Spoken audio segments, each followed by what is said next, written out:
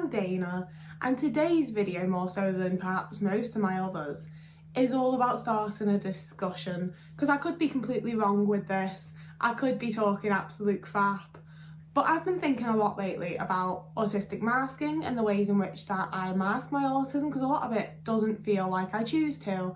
I don't feel like a lot of my autistic masking is intentional.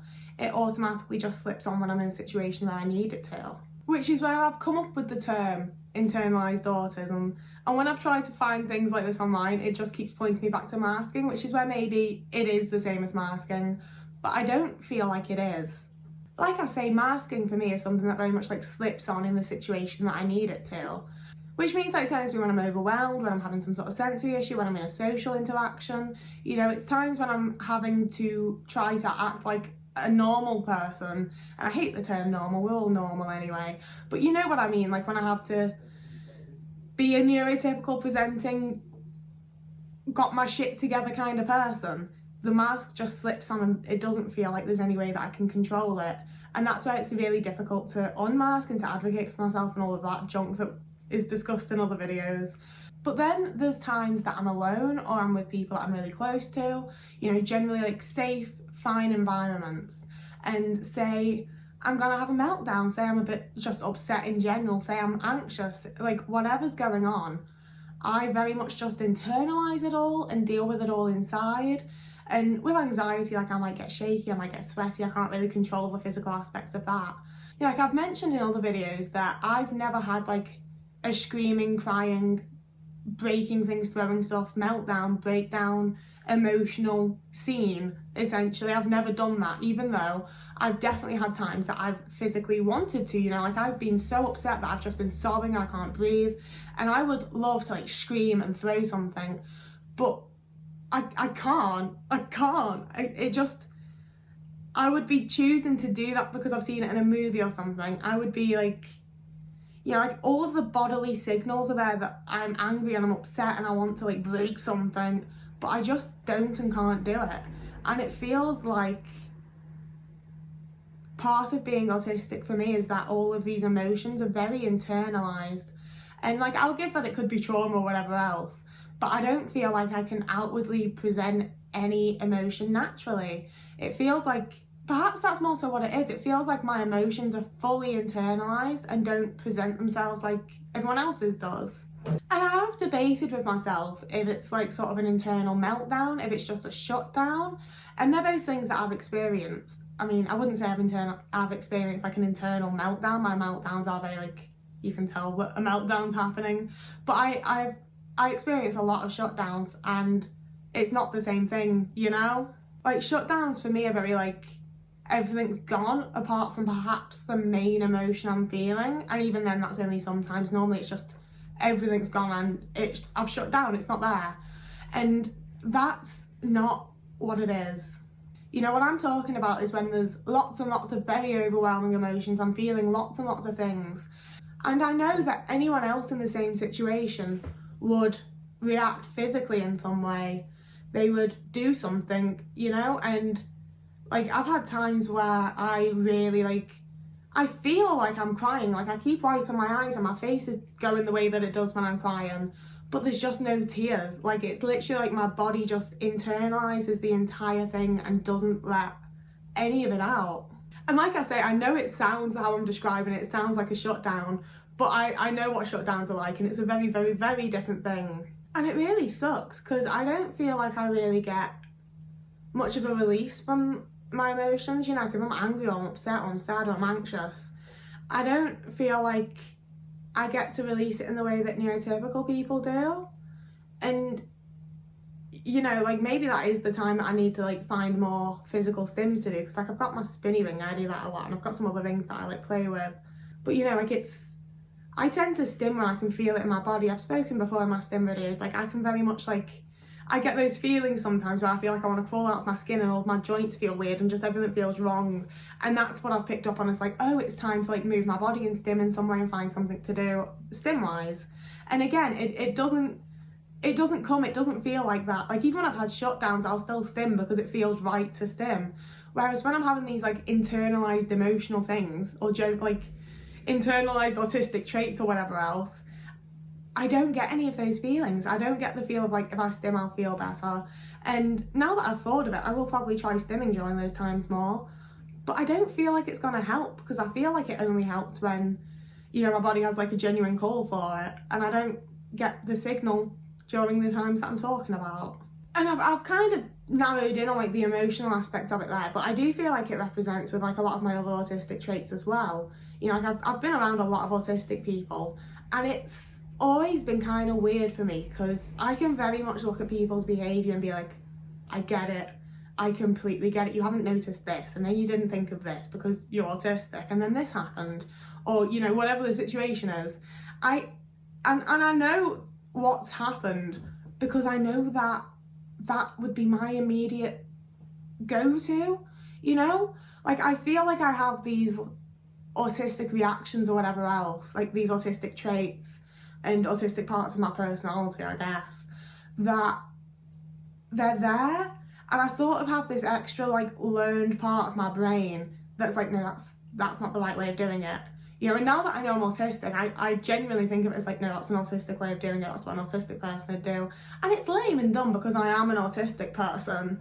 But again, it feels like I've like so internalised what it is to be autistic and internalised who I am as an autistic person, that even though I can entirely understand other people's autistic traits, because technically, realistically, I have them, I also have this like crippling self-awareness that means I don't act on them, and they're very much just internalised.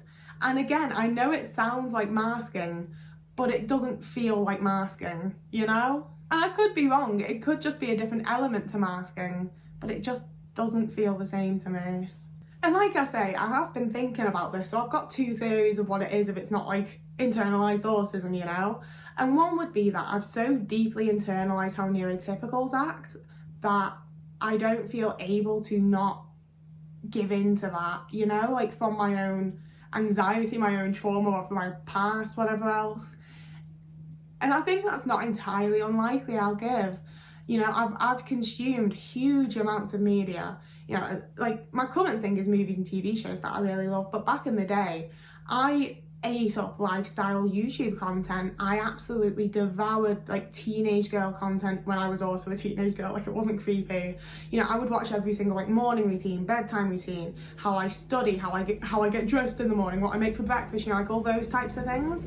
And I would try so hard to like replicate that in my day-to-day life, because I was like, that's a teenage girl, this is what you do as a teenage girl. I'm a teenage girl, so I should be doing this. You know, and it's definitely possible that that's something that I've continued to like grow with, like sort of subconsciously. And, you know, I don't think it's a wild possibility, but I also don't think it is that. Because I think that that is like essentially how we learn to mask. I think that's what taught me how to mask. And as a teenager, I didn't know what was going on with myself. I didn't know what the fuck was happening at any moment of my teenage years, and it was horrible. So of course I latched onto these things that made me feel like I could learn to be normal and learn to be like everyone else. And it's not something that I feel like I carry, but I could be wrong.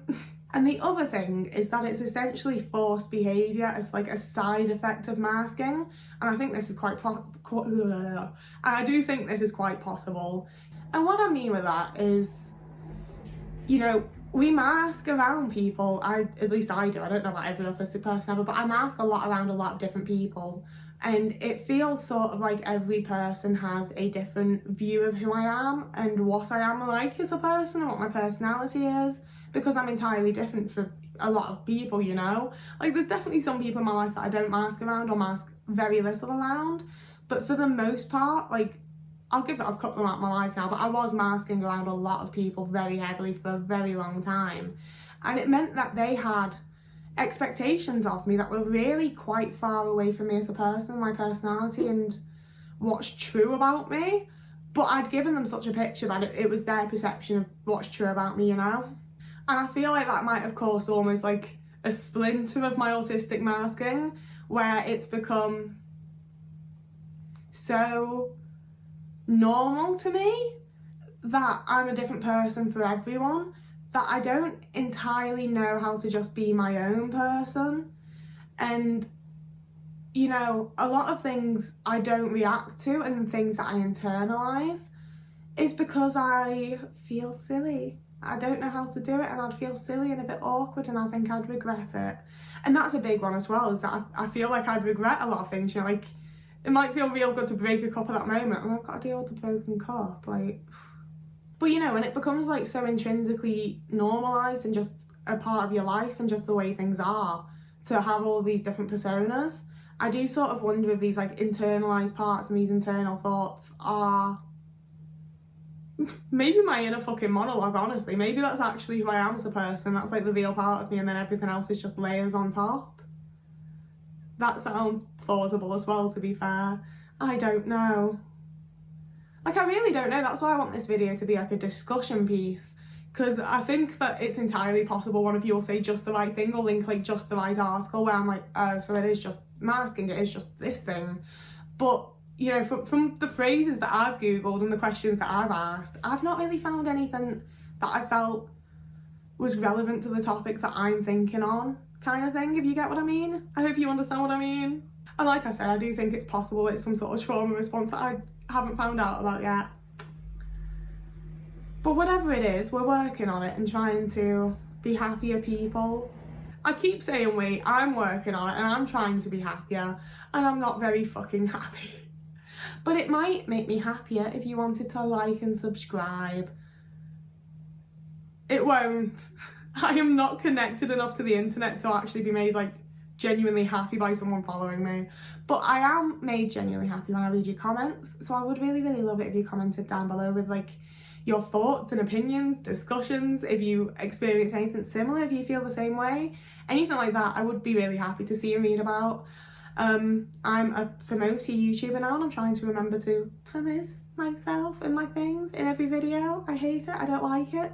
So you can donate to me on Ko-fi, you can buy me something from my Amazon wishlist, you can find the links to these as well as all my other social medias down in the like little Dropbox comment thing. There's no pressure, there's no fucking pressure whatsoever. It's there if you want to, but you do not have to. Which is why I hate talking about it. I'm over it feeling like I'm begging, and I'm at a point where I feel like I'm like demanding you to do it. And I really don't mean to, and I don't want to, and there is no demand, there is no pressure, it's all cool and chill and nice. So whoever you are and wherever you are, I hope you're having a lovely morning, evening, day, afternoon, week, month, year, and I'll see you again in a couple of days.